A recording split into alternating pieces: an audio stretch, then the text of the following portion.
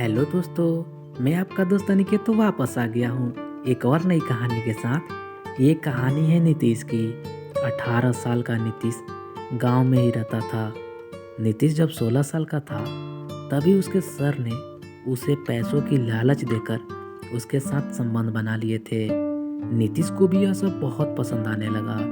नीतीश के पड़ोस में एक माधव अंकल रहते थे। माधव अंकल दो भाई थे।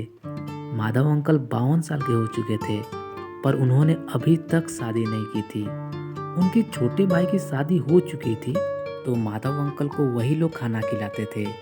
माधव अंकल बिजली विभाग में जॉब करते थे। माधव अंकल के छोटे भाई के ससुराल में शादी थी, तो उनका सारा परिवार वहीं पर चला गया था। माधव अंकल अकेले थे, तो वो खाना नीतीश के ही घर खाने वाले थे। नीतीश के मम्मी ने खाना दिया और बोला कि बेटा ये खाना माधव अंकल को देते आओ। नीतीश खाना लेकर गया। गेट खुला हुआ था, तो नीतीश घर के अंदर चला गया। माधव अंकल सोए हुए थे। नीतीश खाना लेकर गया तो माधव अंकल उठकर बैठ गए। अंकल को देखने के बाद नीतीश अंदर ही अंदर बेचैन हुए जा रहा था, क्योंकि नीतीश को ठीक वैसे ही अंकल पसंद थे जैसा कि माधव अंकल दिखते थे।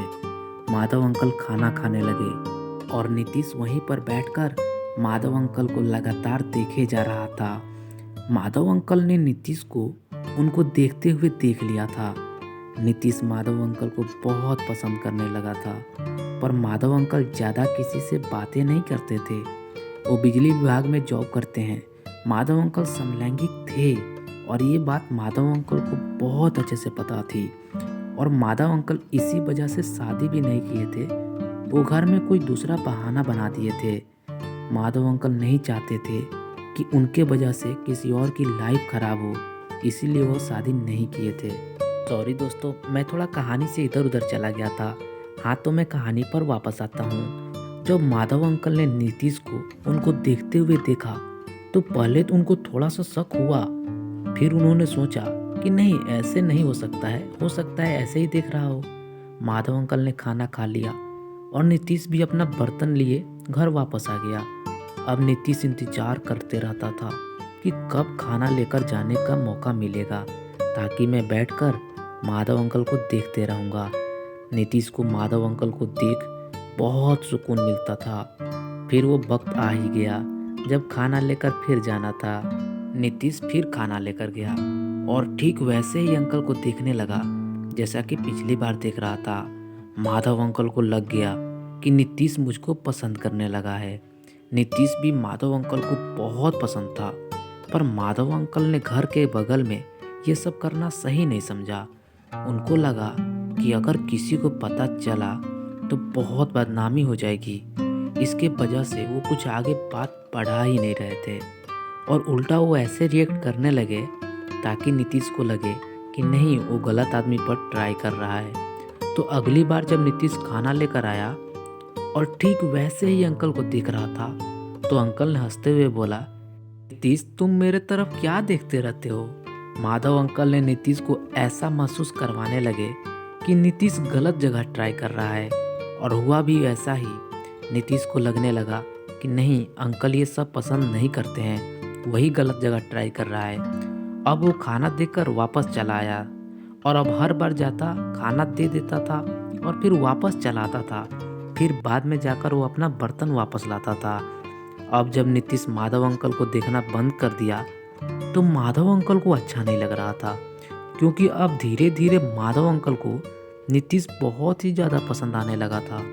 माधव अंकल ये चाहते थे कि नीतीश तो उनको देखे, पर मैं उसको रिएक्ट न करूं। पर नीतीश को ऐसा लग गया था कि माधव अंकल उस तरह के नहीं हैं, तो वो अब देखना ही छोड़ दिया था।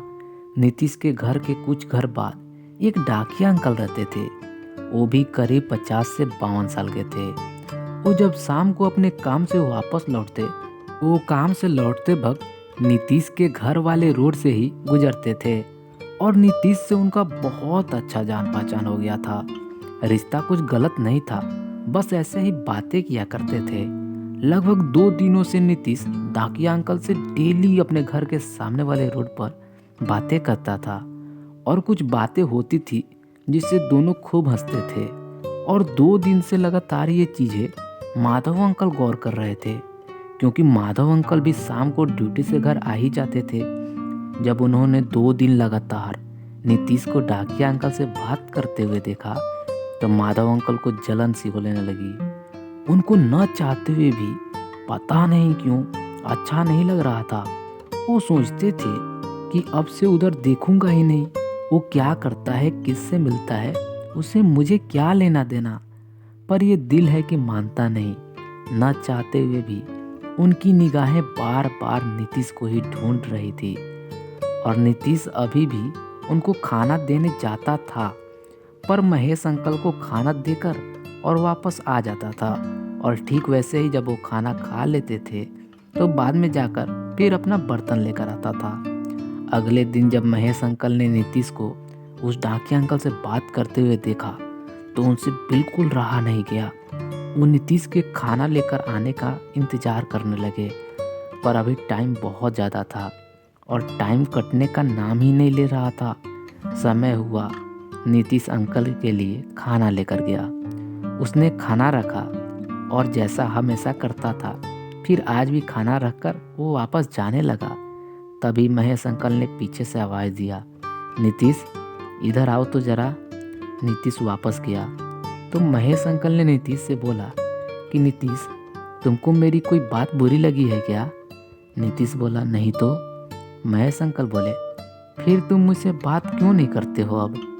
नीतीश से बोला कि बस ऐसे ही। महेश अंकल बोले कि आओ मेरे पास आकर बैठो ना।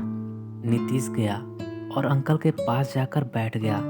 नीतीश तो बहुत कुछ करना चाहता था, पर उस दिन अंकल ने जो बोले थे उसका गम आज भी नीतीश झेल रहा था और उसी डर से नीतीश कुछ नहीं कर रहा था।